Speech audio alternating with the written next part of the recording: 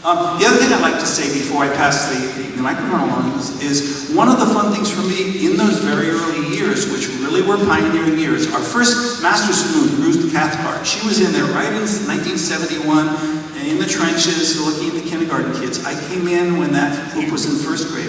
I would come and bring my guitar, and I would do that every week. I'd come and lead songs. And that was a great way for me, not just to be an evaluator, but to be a member of the immersion community in those early years. And it was a joy. It was a joy to watch these kids. And I only use Spanish with them. You never heard me use English.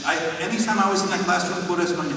And I think that makes a real difference. When the kids, it's like the grandmother in the house who only speaks Filipino or something. I mean, it has an impact. If the kids think, well, I gotta use the language. How else am I gonna communicate to this person? So I think as educators and as parents, we should bear that in mind, that this can be a very important thing. So as I say, just I am concerned about the amount that they're immersed. Submersion is a nice way to go. Immersion is wonderful if you get teachers really playing the game. But any way you do it in America, there are going to be some deficits, and I think that's what there are challenges. So as I said again, it's just great to be here. I'm delighted that the program has done so well. And let me just put in a plug for Minnesota. I think part of the reason why we're so high up on the charts is the work Tara's been doing with colleagues. We've had these wonderful CARLA Summer Institutes where a lot of local teachers come because travel has been easy for them to come to the University of Minnesota. And there's been a lot of teacher development going on around immersion. So I don't think it's accidental. I think and there are the Concordia language villages, which is a great model for having fun with language, and Tara put in a lot of years there in the German camp, Spanish camp, and our son went to the French camp, coming back speaking fluent French, looking like that charter, with little agreement, but so what, you know, very, very fluent en français. So anyway, thank you very much, I'm delighted. Another accomplishment that I'm very aware of is that language immersion programs have done a great deal to what I see as closing that research-practice divide. There is something unique that happens in language immersion education because none of us have all of the answers. And we have evolved together. Practitioners and researchers have really needed to collaborate in interesting ways. Not only teachers and researchers, but also parents, administrators. We really have needed to function as a community to grow these programs, and we still are growing these programs with that kind of an effort.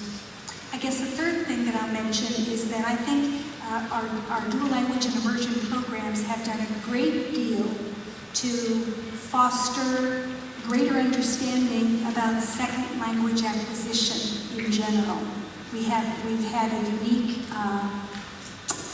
unique classroom, maybe cubicle, to really look at language acquisition in interesting ways, and I think we've learned a lot from the immersion setting about that.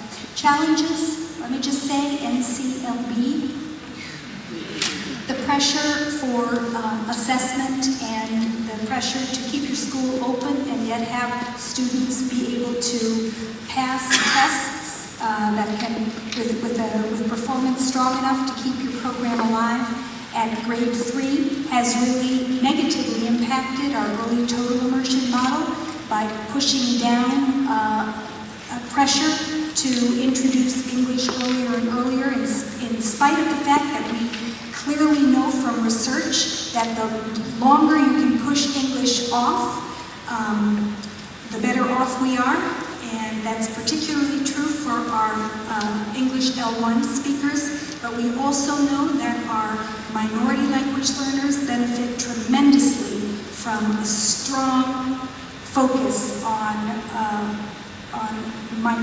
their minority language and literacy development. Another challenge, a huge challenge, that we are, I think, making inroads, but it's still a challenge for us, is the elitist connotation with immersion programs. I work with community after community after community. It's still an issue in our Minnesota programs. It is an issue in many, many programs around the country, where immersion programs evolve into programs that demographically look very different from the non-immersion programs in the same district, and eventually the community looks at that and is angry about that, and I have seen anything happen from the program being eliminated as a consequence of that, to some of the things that we're seeing.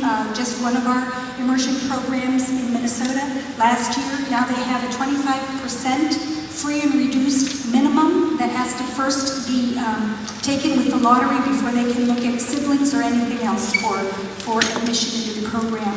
And that is purely to move that program so that it looks demographically more similar to the non-immersion elementaries in that same district.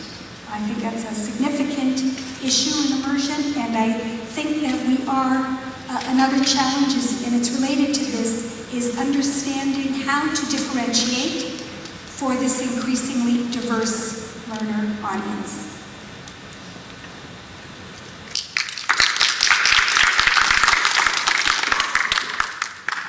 Hi, I'm actually very glad to be here. They asked me to come, and I was like, hey, I'm a little bit more like, oh, what can I talk about? So, I am actually the 4th teacher in Japanese immersion in Culver City. We did start 20 years ago, and I guess I was one of the pioneers of our program, even though at the time when I started, I was working in Japan, and they literally called me on the phone and said, when you come back to LA, we'd like to sign you up, and can you just teach this class?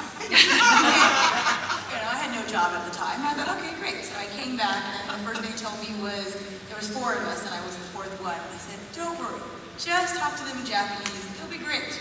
They'll learn.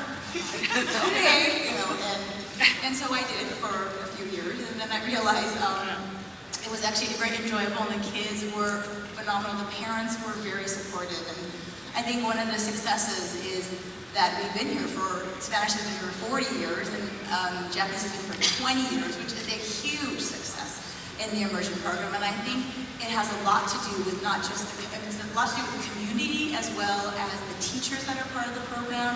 I have been at El Moreno at that school for a pretty long time. I call myself a fixture, so I am pretty much there all the time with the teachers, and there are so many of us that are, and we took kind of like our basic understanding from Spanish immersion because they were there 20 years before us.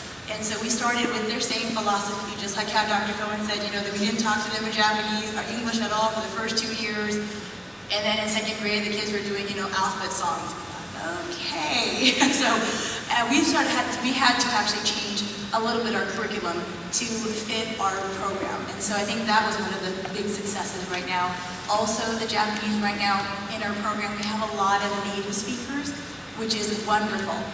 We are getting a lot more native speakers in our program, and currently this year we have a wait list of students, where some years we were knocking on doors to get students to come to our school. So that's a huge success for us. And then also it's because of the teachers that they bought into that immersion philosophy, that every time we hire people, that's what we're always looking for, is teachers that are going to continue our understanding and really build and support each other for our program. Some of our critical issues is because the population has been changing, it's kind of a double-edged sword, because with our one-way immersion philosophy, we are now moving on to two-way. And it's a lot of the differentiation that we have to do. There are studies out that really in the pre-K to 2nd grade, really need to have good native first language, reading and speaking before getting into 3rd grade, so that they can be successful in English in the long run. And I know one of the huge struggles for us is middle school, and also 4th and 5th grade, just like how Dr. Fortune was talking about. It's, they get to 4th and they're like, what? Why is it so hard? And I think that's one of our biggest struggles.